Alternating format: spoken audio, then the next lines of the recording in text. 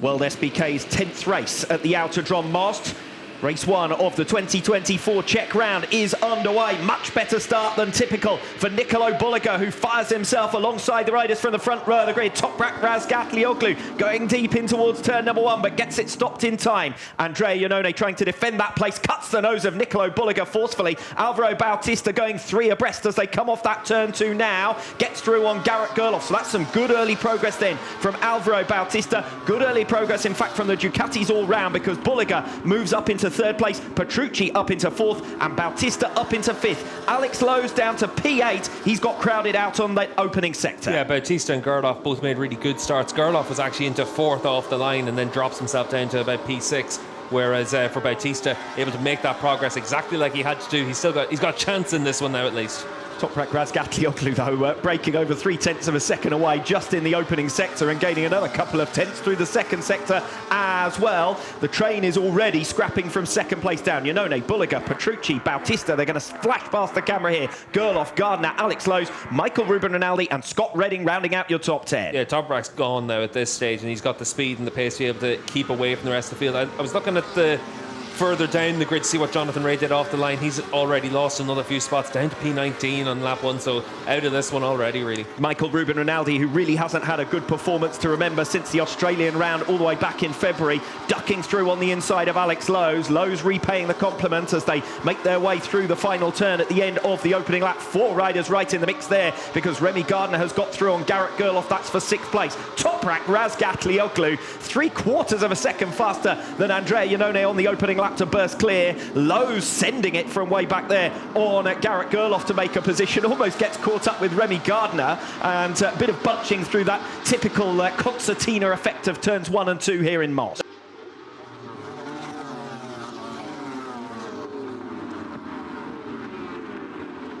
Into turn 1, and Bautista tries to respond against Remy Gardner, and he's done so successfully. This is some good defensive riding from Alvaro Bautista. We've seen time and time again the speed off the final turn at the Outer Drum Moss from the Ducati. Bautista putting it to good use there. Yeah, and we saw last year, obviously, it was Razgatlioglu on the Yamaha defending against Bautista. Bautista's got 500 more revs this year to play with. That's helping him a little bit in that run into turn 1, able to get back through, and Remy Gardner.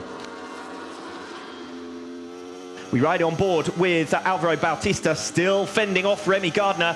We know it does tend to take 3 or 4 laps for Alvaro Bautista to start to find his rhythm, but he can't afford this. He is costing himself time scrapping with Gardner over P5, and the other 3 Ducatis escaping away ahead of him. Gardner back through again, and daylight this time between them. We'll see if Bautista can do just as he did at the end of lap number 2 and breeze back through on the Yamaha, which we know has a bit of a performance deficit in a straight line. Bautista straight back alongside in towards turn number 1, and it looks as though he is going to get it stopped just about. He'll have the inside line for turn 2. Gardner squeezes around the outside of him into the second turn, and Gardner is now finally clear of Alvaro Bautista for 5th. Yeah, Alvaro just in too hot into turn 1, and Remy does a good job to keep cool head there. Alex Lowe's is going to come through as well, though, because in this section the Kawasaki much faster than the Ducati. And Lowe's wants through on Bautista because he can see Remy Gardner escape away, and he can see the gap ever increasing to those podium positions. That's Danilo Petrucci at the moment in 4th place, 2.5 seconds down on race leader Toprak Razgatlioglu.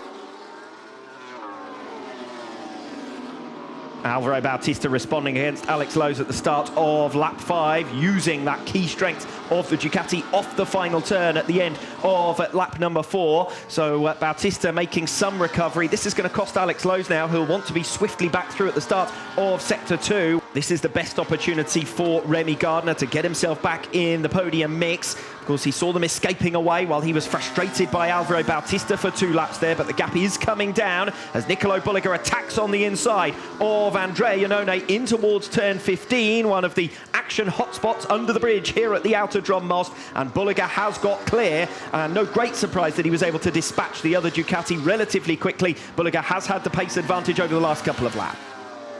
Petrucci dive bombing Andrea Iannone. He feinted to the inside into turn 20 on lap number 8. This time he's thundered in from a distance back in towards turn 15. Iannone had done well to match the pace of Nicolo Bulliger in front of him, but he starts to slip away, and Petrucci seizes the nettle, grabs the ball by the horns, and is through into the podium places. Razgatlioglu leading the way, 4.7 seconds that gap. He's in a different race, but we suspected that might well be the case. Bulliger, Petrucci, Iannone still covered by only 4/10, and Gardner's only just a second away, a tenth of a second away now, having gained earlier on this lap. Petrucci through on Bulliger now for second position, pressing his advantage. Really strong lap 10 from Danilo Petrucci. Gained 4/10 of a second on Nicolo Bulliger, and now has gained that second place as well. Bautista's pace is still getting better as well. 1 minute 32.373 last time around. He had been hovering in the 1:32.6s. So Bautista sees the opportunity. Bulliger forced wide there by Andrea. Iannone coming through for third position. Bulliger now left directly in the firing line of Remy Gardner, who sniffs yet another fourth position in his WorldSBK career. We ride on board with Bulliger here. You're going to see Iannone just come through and take all that momentum away. Here is Remy Gardner attacking Nicolo Bulliger. Bulliger's tumble through the field continues. He's now down to P5, and Gardner riding just about as well as he has at any stage in his WorldSBK career. Let's see if it's P6 by the time we get into the end of the next lap or the start of the next lap, because the run down in towards turn 1, that's where we know Bautista's going to be strong. Wow, look at the speed differential between that Ducati and the Yamaha. Bulliger almost alongside Gardner, knows he has to go deep on the brakes into turn 1 and defends that place quite nicely. He backs up Bulliger though, and Alvaro Bautista is now right with them. Less than half a second between those three riders, from fourth places down to 6, and Bautista will be eager to clear his teammate as swiftly as possible to keep his hopes alive of a podium position this afternoon. Iannone has already stabilised his pace, and actually Bautista, trapped in here behind a couple of riders, has not been able to continue his progress. He needs to get clear of teammate Nicolo Bulliger swiftly, and he does so boldly there into turn 15. He gets it stopped as well. So Alvaro Bautista claims the scalp of his teammate, and he's up into 5th place. Andrea Iannone goes for broke against Danilo Petrucci, and it is a broken move because he goes in too deep. Petrucci picks it up and has the advantage. Bulliger though does get back through. Oh, and Alex Lowe's, who's gone down. Lowe's on the exit of turn number 2. A rare spill for Lowe's in 2024. He's only had one previous retirement. Of course, that dates back to Assen. Lowe's will try and pick the bike back up out of the gravel trap, but he falls from 7th place on lap 17. And this is the end of what happened there for Alex Lowe's. Shame for Lowe's, but he's still got the front row start for tomorrow's Super Pole race as well, and chance in that one to be able to fight it out at the front. Didn't make the best of starts, put himself back a little bit more than he would have wanted, and he'll see if in the Super Pole race he's able to come away with something, and a good grid position for race 2 as well. 4 laps to go at the Autodrom Most. Bautista's target is Remy Gardner. Yamaha versus Ducati, as it was down the start-finish straight at Most a year ago. This time it's Remy Gardner holding on to position ahead of Alvaro Bautista, who is alongside Gardner into the braking zone. Can he get stopped for turn 1? Yes, he can. Alvaro Bautista at last through for 4th place.